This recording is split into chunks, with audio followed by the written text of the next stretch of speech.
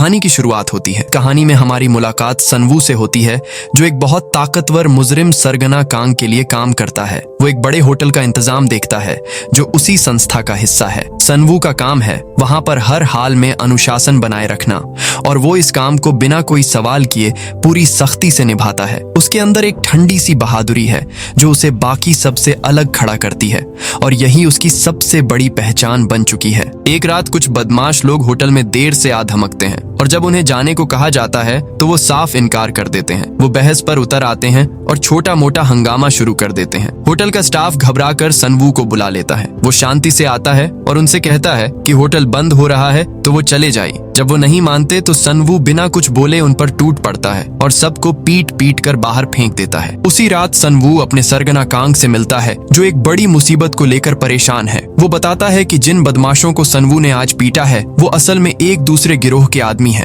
और अब दोनों तरफ तनाव बढ़ने का पूरा खतरा है। वो गिरोह होटल खरीदने में दिलचस्पी दिखा रहा है। इसी बीच कांग का एक आदमी मुनसुक बिना इजाजत अंदर आ जाता है और बीच में बोलने लगता है, जिससे कांग को बुरा लगता है और वो उसे तुरंत बाहर निकाल देता है। जब कमरे में सिर्फ सनवू और कांग रह जाते हैं तो कांग एक बहुत नाजुक बात उसके साथ खोलता है। वो बताता है कि उसकी एक बहुत छोटी उम्र की खास दोस्त है जिसका नाम हीसू है, और वो अकेले रहती है। कांग को हाल में कहीं से खबर मिली है कि वो किसी दूसरे नौजवान के साथ वक्त बिता रही है। इस बात से वो अंदर ही अंदर बहुत बेचैन है, और उसे इस पूरे मामले में सिर्फ सनवू पर ही पूरा भरोसा है कि वो सच का पता लगा सके। कांग सनवू को साफ हुक्म देता है कि वो चुपके से उस लड़की पर नजर रखे और उसकी पूरी दिनचर्या देखे। अगर उसे यकीन हो जाए कि हीसू सच में किसी और के साथ है तो वो बिना एक पल गंवाए उसका काम तमाम कर दे। इस हुक्म में कोई नरमी नहीं होती, और कांग की आंखें ये बताती हैं कि वो पीछे नहीं हटेगा। सनवू सर झुकाकर बात मान लेता है और अगली सुबह अपने इस मुश्किल काम पर निकलने की तैयारी कर लेता है। अगली सुबह सनवू हीसू के घर पहुंचता है और उसके हाथ में एक तोहफा थमाता है और बताता है कि ये कांग की तरफ से है। हीसू थोड़ी हैरत में पड़ जाती है, मगर तोहफे को बड़ी नरमी से कबूल कर लेती है। इसके बाद सनवू चुपचाप उसकी हर हरकत पर नजर रखने लगता है। वो देखता है कि हीसू एक नौजवान के साथ खाने पर बैठती है, और फिर दोनों साथ में एक क्लब में जाते हैं। दोनों की करीबियां जरूर हैं, मगर अभी तक कोई पक्की गड़बड़ नहीं दिखती। रात गहरी हो जाती है और वो नौजवान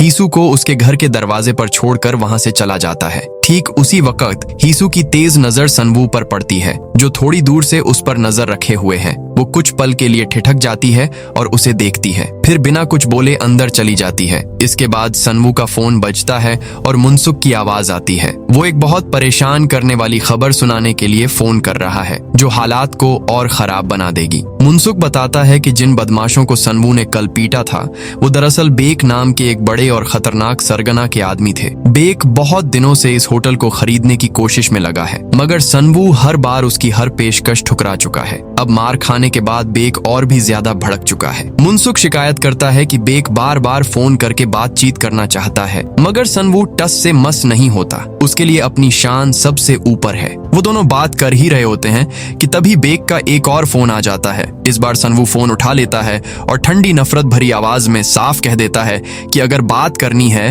तो बेक खुद आमने सामने आए। फोन के दूसरी तरफ बेक अपने आदमियों से घिरा बैठा है। फोन कट जाता है और उसका एक आदमी इस बेइज्जती पर हंस देता है। यही उसकी सबसे बड़ी भूल है, क्योंकि अगले ही पल बेक अपना फोन उठाता है और उसके सिर पर वार करते करते उसकी जान ले लेता है। उस रात सनवू अपने घर लौटकर बहुत बेचैन हो जाता है। वो कितनी भी कोशिश करे, हीसू का चेहरा उसकी आंखों के सामने से हट ही नहीं रहा। उसकी सादगी और उसकी हल्की मुस्कान उसके दिल में जगह बना चुकी है। ठीक तभी अचानक उसका फोन बजता है और दूसरी तरफ खुद हीसू है। वो उससे मिलने की ख्वाहिश जताती है। बिना एक पल गंवाए सनवू तैयार होता है और मिलने की जगह की तरफ निकल पड़ता है। उसके अंदर एक अजीब सी बेचैनी और उम्मीद दोनों एक साथ चल रही हैं। हीसू उसकी चुप्पी को भांप लेती है और सीधे सीधे उससे पूछती है कि क्या उसका काम पैसे न देने वालों से पैसे वसूलना है। सनवू सिर हिलाकर मना कर देता है और बहुत छोटा सा जवाब देता है कि वो सिर्फ एक होटल का इंतजाम देखता है। उसकी हर बात में एक शर्मीलापन है जिस पर हीसू हल्के से हंसते हुए कहती है कि उससे बात करना बहुत बोरिंग है। खाना खत्म करने के बाद वो दोनों साथ में एक बड़े शॉपिंग मॉल में घूमने निकल पड़ते हैं। थोड़ी देर घूमते हुए हीसू के कदम एक जगह अचानक रुक जाते हैं। वहां एक बहुत खूबसूरत और नाजुक सा लैंप सजा हुआ है और उसे खरीदने के बारे में सोचती है, मगर जब वो उसकी कीमत देखती है तो हल्की सी आह भरकर उसे वहीं छोड़ देती है और आगे बढ़ जाती है। सनवू ये सब चुपचाप देख रहा है। थोड़ी देर बाद दोनों की मुलाकात खत्म हो जाती है और हीसू अपने रास्ते चली जाती है, मगर सनवू अब भी पीछे से उस पर नजर रखे हुए है। वो देखता है कि वो एक खामोश कमरे में बैठकर एक बड़ा सा सेलो नाम का साज बजा रही है। उसकी मीठी धुन पूरे माहौल में एक सुकून सा फैला देती है। सनवू के अंदर कुछ बहुत गहराई से हिल जाता है। अब ये सिर्फ नौकरी का काम नहीं रह गया। बिना उसे भी खबर हुए हीसू उसकी जिंदगी की पहली मोहब्बत बन चुकी है। उसकी ये चुप सी मोहब्बत टूट जाती है जब मुनसुक का एक फोन आता है।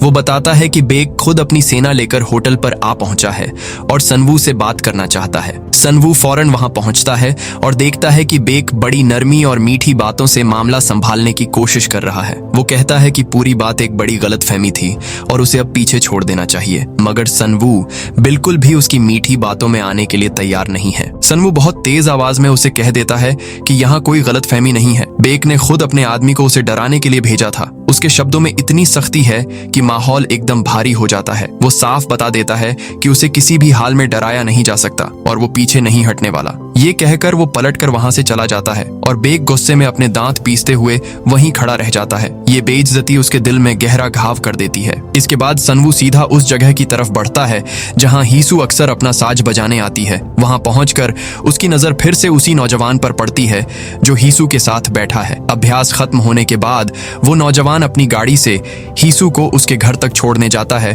और खुद वहां से लौट जाता है। सनवू थोड़ी देर तक वहीं अपनी गाड़ी में बैठा हर हरकत को ध्यान से देखता रहता है और फिर आखिर में वो भी अपने घर की तरफ चल पड़ता है। रास्ते में गाड़ी चलाते हुए सनवू फोन पर बात कर रहा होता है कि तभी एक बड़ी टक्कर होते होते बचती है। वो थोड़ा संभल कर आगे बढ़ता है। ये तो वही नौजवान की गाड़ी है जो अभी अभी वहां से जाते हुए दिखा था। अगर वो थोड़ी देर पहले वहां से गया था तो अब उसी दिशा में वापस कैसे आ रहा है? सनवू के दिमाग में एक ही बात आती है कि वो जरूर हीसू के पास ही वापस लौटा है। बिना एक पल गंवाए सनवू अपनी गाड़ी घुमाकर सीधा हीसू के घर की तरफ भागता है। वो चुपके से घर के अंदर दाखिल होता है और एक एक कमरे में पैर रखकर आगे बढ़ता है। आखिर में वो एक कमरे तक पहुंचता है जहां का नजारा उसे अंदर तक हिला देता है। दोनों वहां एक साथ मौजूद हैं और सारा सच उसकी आंखों के सामने खुल जाता है। वो सब जिसका डर कांग को अपने दिल में था, वो सब आज सच निकल आया है और अब उसके पास उस हुक्म को पूरा करने के अलावा कोई रास्ता नहीं है। सनवू के अंदर एक तूफान उठ खड़ा होता है और वो सीधा उस नौजवान पर टूट पड़ता है। वो उसे जमीन पर पटकता है और एक के बाद एक इतने वार करता है कि उसका पूरा चेहरा खून से भर जाता है। हीसू ये मंजर देखकर बुरी तरह चीखने लगती है, मगर सनवू का गुस्सा उस वक्त काबू में आने वाला नहीं है। मगर उसी दौरान सनवू के हाथ अचानक रुक जाते हैं। वो कई दिनों से इस लड़की को देख रहा है और अपने अंदर एक ऐसा एहसास पाल चुका है जो उसने पहले कभी नहीं जाना। अपने सरगना का हुक्म उसे याद है, मगर उस पल वो अपने हाथ से उसकी जान लेने की हिम्मत नहीं जुटा पाता। वो एक बहुत बड़ा फैसला करता है जो उसकी पूरी जिंदगी बदल कर रख देगा। वो हीसू से कहता है कि वो अभी उस नौजवान से अपने रिश्ते को हमेशा के लिए तोड़ दे और आज की बात वो हमेशा के लिए भूल जाएगा। थोड़ी देर बाद वो नौजवान लहूलुहान हालत में उठकर वहां से चला जाता है और सनवू भी उस घर से बाहर निकल पड़ता है, मगर उसके कदमों पर एक भारी बोझ रखा है। अकेली रह जाने पर हीसू पूरी तरह टूट जाती है और आंसुओं में डूब जाती है। वो सनवू से रो रो कर कहती है कि वो जो मांग रहा है वो नामुमकिन है, क्योंकि वो उस नौजवान से बहुत गहराई से प्यार करती है और उसे कभी भूल नहीं सकती। उसकी नजर में सारी गड़बड़ खुद सनवू के आने से शुरू हुई है। सनवू अपनी गाड़ी में बैठकर घर की तरफ लौट रहा होता है और उसके अंदर एक अजीब सा तूफान चल रहा होता है।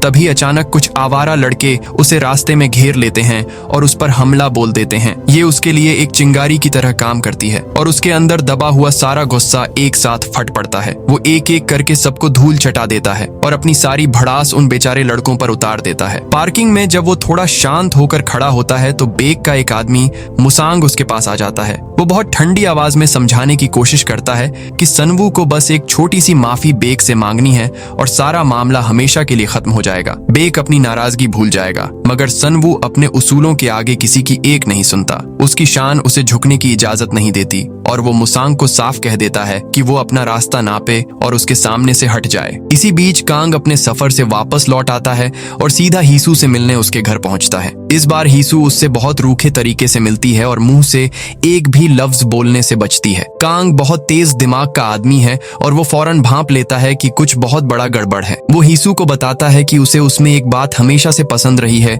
कि वो किसी से नहीं डरती। फिर उसका लहजा एकदम बदल जाता है और वो ठंडे तरीके से उसे एक भारी चेतावनी दे देता है। कांग बड़ी सफाई से कहता है कि जब इंसान जवान होता है तो उसमें सब्र होता है, मगर जैसे जैसे उम्र बढ़ती है वो सब्र खत्म होता जाता है। इस बात का इशारा साफ है कि अगर हीसू ने उसे और चढ़ाया तो वो कोई भी बड़ा कदम उठा सकता है। इधर सनवू अपने अपार्टमेंट में बैठा हीसू के बारे में सोच रहा होता है कि तभी अचानक उसका दरवाजा एक जोरदार धक्के से खुलता है और कई आदमी अंदर घुस आते हैं। वो सनवू को बुरी तरह पीटते हैं और उसे बेहोश कर देते हैं। कुछ देर बाद जब सनवू की आंखें खुलती हैं तो वो खुद को एक सुनसान जगह पर उल्टा लटका हुआ पाता है। उसका पूरा बदन खून से लथपथ है और वो बुरी तरह कमजोर हो चुका है। थोड़ी देर में बेक वहां हंसते हुए दाखिल होता है और उसे बताता है कि उसने बहुत बड़ी गलती की है। बेक को यकीन है कि आज वो अपनी बेइज्जती का पूरा बदला ले लेगा, मगर सनवू टूटी हालत में भी उस पर हंस देता है। ये हंसी बेक की मुस्कान को उसके चेहरे से एकदम गायब कर देती है। बेक चीख कर कहता है कि अब देखता हूँ तू कैसे हंसता है, और वो सनवू का काम तमाम करने के लिए आगे बढ़ता है। ठीक उसी वक्त उसका फोन बजने लगता है और वो रुक कर बात करने लगता है। फोन खत्म होने के बाद वो अपने आदमियों को हुक्म देता है कि सनवू को एक गाड़ी में डालकर एक दूसरी जगह ले चला जाए। दरअसल जो खबर हीसू को छोड़ देने की थी वो अब कांग तक पहुंच चुकी है और वो भी अब बेक के साथ मिलकर सनवू को हमेशा के लिए मिटा देना चाहता है। वो सामने आकर एक बहुत सीधा सवाल करता है कि सनवू ने आखिर उसका दिया हुआ पक्का हुक्म क्यों नहीं माना। सनवू सफाई देने की कोशिश करता है कि उसने वही किया जो उसे उस वक्त सबसे बेहतर लगा, मगर कांग को उसकी कोई भी बात मंजूर नहीं। वो पीठ फेर कर वहां से चला जाता है और अपने आदमियों को साफ हुक्म दे देता है कि इसका खात्मा यहीं इसी जंगल में कर दिया जाए। मुनसुक और उसकी टोली एक बहुत बड़ा गड्ढा खोदना शुरू करते हैं ताकि उसमें सनवू को जिंदा दफना दिया जाए। वो उसे जबरदस्ती अंदर धकेल देते हैं और ऊपर से मिट्टी डाल देते हैं। ऊपर से तेज बारिश भी शुरू हो जाती है और सारी मिट्टी बहुत भारी होती चली जाती है। सनवू अपनी पूरी बची हुई ताकत जमा करता है और मिट्टी को खोदते खोदते बड़ी मुश्किल से ऊपर आने में कामयाब हो जाता है। वो थका हुआ और पूरी तरह कीचड़ में लिपटा बाहर निकलता है। बाहर आकर उसे मुनसुक इंतजार करते हुए मिलता है। सनवू जोर जोर से सांस लेते हुए उसे साफ कह देता है कि वो उसकी जान से खिलवाड़ करना बंद कर दे, मगर मुनसुक की आंखों में एक सर्द चमक है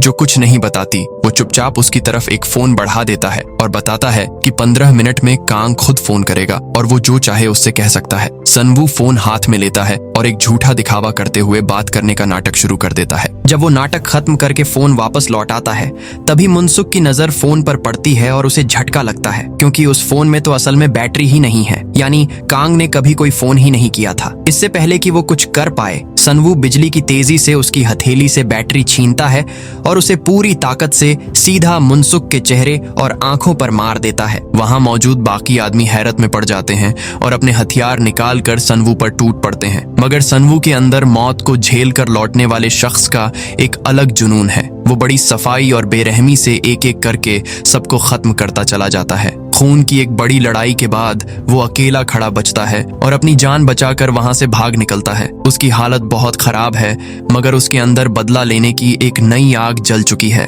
उसी वक्त होटल में कांग और बेक आमने सामने बैठकर बात कर रहे होते हैं। बातचीत के दौरान कांग एक पुरानी कहानी सुनाता है। वो बताता है कि उसके साथ एक बहुत तेज दिमाग वाला नौजवान काम करता था। एक दिन उससे एक छोटी सी गलती हो गई। कांग बस इतना चाहता था कि वो अपनी गलती मान ले, मगर वो नौजवान अपनी जिद पर अड़ा रहा और यही उसकी जान पर भारी पड़ी। कांग ने बिना पल गंवाए उसे खत्म कर दिया। उसका सबक सीधा है कि गलती छोटी हो या बड़ी, उसे मानना बहुत जरूरी है। अब सनवू दोनों तरफ से भागा हुआ मुजरिम बन चुका है और जीने के लिए उसे पैसों और हथियारों की जरूरत है। वो अपने एक पुराने दोस्त को फोन करता है और उससे पैसे उधार लेता है। वो पहले भी इसी अंधेरी दुनिया का हिस्सा रह चुका है, इसलिए उसे पता है कि हथियार कहाँ से मिलेंगे। वो हथियार बेचने वाले एक शख्स से मिलने का इंतजाम करता है, मगर जब वो सप्लायर आता है तो उसकी आंखों में एक शक झलक जाता है। उसे लगने लगता है कि सनवू शायद पुलिस के साथ काम कर रहा है। शक के मारे वो हथियार देने के बजाय सनवू को अपने खुद के बड़े सरगना के पास ले जाता है। वहां पहुंचकर सनवू बड़ी सफाई से बहाना बनाता है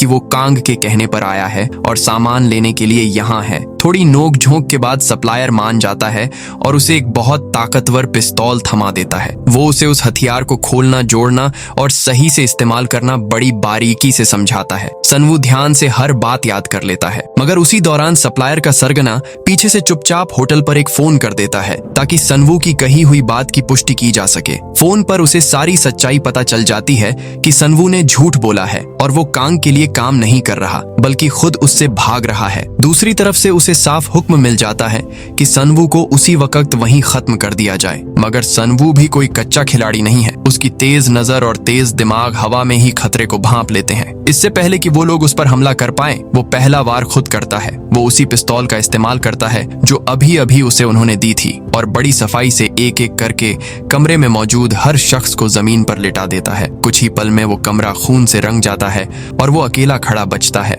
थोड़ी देर बाद उस सप्लायर का सगा भाई वहां आ पहुंचता है और अंदर का नजारा देखकर उसका पूरा बदन कांप उठता है। हर तरफ लाशें बिखरी हैं और उसका अपना खून खामोश पड़ा है। ये देखकर उसके अंदर एक भयानक बदले की आग भड़क उठती है। वो वहां पड़े बाकी सारे हथियार अपने बदन पर लाद लेता है और खुद से पक्का वादा करता है कि वो सनवू को इस दुनिया के हर कोने से ढूंढ कर निकालेगा और उसके किए का पूरा हिसाब लेगा। इधर सनवू अब मुसांग की तलाश में निकल पड़ता है। वो जल्दी ही उसे ढूंढ निकालता है और उसकी कनपटी पर पिस्तौल रखकर पूछता है कि बेक इस वक्त कहाँ छुपा हुआ है। मुसांग की जान पर बन आती है और मौत के डर से वो सारी जगह की पूरी जानकारी उसे दे देता है। बेक एक बड़े बर्फ के मैदान में सुकून से बैठा हुआ है क्योंकि उसे पक्का यकीन है कि सनवू अब तक इस दुनिया से जा चुका है। मगर जब सनवू अचानक उसके सामने आ खड़ा होता है तो उसके होश उड़ जाते हैं और वो बुत की तरह जम जाता है। सनवू ठंडी आवाज में उसे चिढ़ाते हुए पूछता है कि वो चेहरे की मुस्कान अब कहाँ चली गई जो थोड़ी देर पहले तक थी। बेक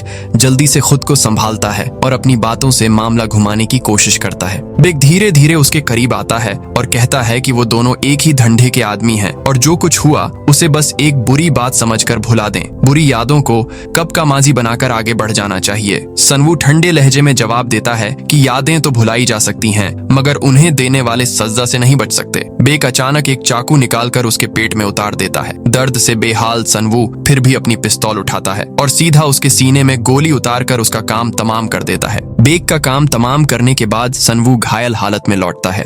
वो एक तरफ बैठकर हिम्मत जुटाता है और हीसू को फोन मिलाता है। वो उससे कोई बहस नहीं करना चाहता, कोई सफाई भी नहीं देना चाहता। वो बस उसकी आवाज एक बार सुनना चाहता है ताकि उसके दिल को थोड़ा सुकून मिल सके। मगर हीसू फोन नहीं उठाती और उसकी दूसरी तरफ की खामोशी सनवू के अंदर के दर्द को और गहरा कर देती है। थोड़ी देर बाद जब हीसू अपने घर वापस लौटती है तो उसकी नजर दरवाजे पर रखे एक खूबसूरत तोहफे पर पड़ती है। वो हैरत से उसे खोलती है और अंदर से वही नाजुक सा लैंप निकल आता है जिसे उसने कुछ दिन पहले उस मॉल में इतने प्यार से देखा था और खरीदने से रुक गई थी। उसकी आंखें भर आती हैं क्योंकि उसे समझ आ जाता है कि सनवू ने उसका एक एक लफ्ज याद रखा था। असल में उसकी ये सारी लड़ाई, सारे जख्म, सब कुछ सिर्फ उसी के लिए तो थे। अपने दिल में उसके लिए एक कोमल जगह रखने के बावजूद सनवू अपने दुश्मनों को भूला नहीं है। वो सबसे पहले मुनसुक तक पहुंचता है जिसने पहले उसे धोखे से पकड़वाया था और बिना कुछ बोले एक गोली में उसका काम तमाम कर देता है। इसके बाद वो सीधा कांग के पास पहुंचता है। कांग उसे चेतावनी देता है कि वो अब मामले को और ज्यादा ना बढ़ाए, मगर सनवू के पास खोने के लिए अब कुछ नहीं है। ये उसकी आखिरी मंजिल है और वो पीछे हटने वाला नहीं है। सनवू सीधा सवाल करता है कि उसने पूरे 7 साल एक कुत्ते की तरह उसकी वफादारी की, तो फिर आखिर उसे धोखा क्यों दिया गया? कांग ठंडे लहजे में जवाब देता है कि सिर्फ इसलिए कि उसने उसकी बेइज्जती की। सनवू को ये जवाब मंजूर नहीं। वो और सख्ती से पूछता है कि क्या असल वजह यही थी? कांग बात घुमाता है और पूछता है कि क्या ये सब हीसू की वजह से है? ये नाम सुनते ही सनवू का पारा फट जाता है और वो बिना एक पल गंवाए ट्रिगर दबाकर कांग को हमेशा के लिए खामोश कर देता है। मगर कांग के गिरने की आवाज के साथ ही पीछे से एक गोली चलती है जो सीधा सनवू के बदन में लगती है। ये बेक का एक आदमी है जिसे कांग और उसके साथियों को खत्म करने भेजा गया था। चारों तरफ से गोलियां चलनी शुरू हो जाती हैं और दोनों गिरोहों के बीच एक बड़ी खूनी लड़ाई छिड़ जाती है। सनवू पूरी हिम्मत से लड़ता है मगर उसके बदन पर एक के बाद एक गोलियां लगती जाती हैं और आखिर में वो अपने घुटनों पर आ जाता है। इसी दौरान वो सप्लायर का भाई भी वहां आ पहुंचता है। सनवू अपनी आखिरी सांसों में हीसू को फोन करना चाहता है मगर उसकी उंगलियां जवाब दे देती हैं। ऊपर छत से पत्ते गिरते नजर आते हैं और उसका जैन उस पल में लौट जाता है जब हीसू अपना साज बजा रही थी और उसे इस पूरी जिंदगी में पहला असली सुकून मिला था। सप्लायर का भाई करीब आता है और आखिरी गोली चला देता है। इसी के साथ फिल्म एक कहानी पर खत्म होती है, क्योंकि उसने एक ऐसा प्यारा ख्वाब देखा जो कभी सच नहीं हो सकता था।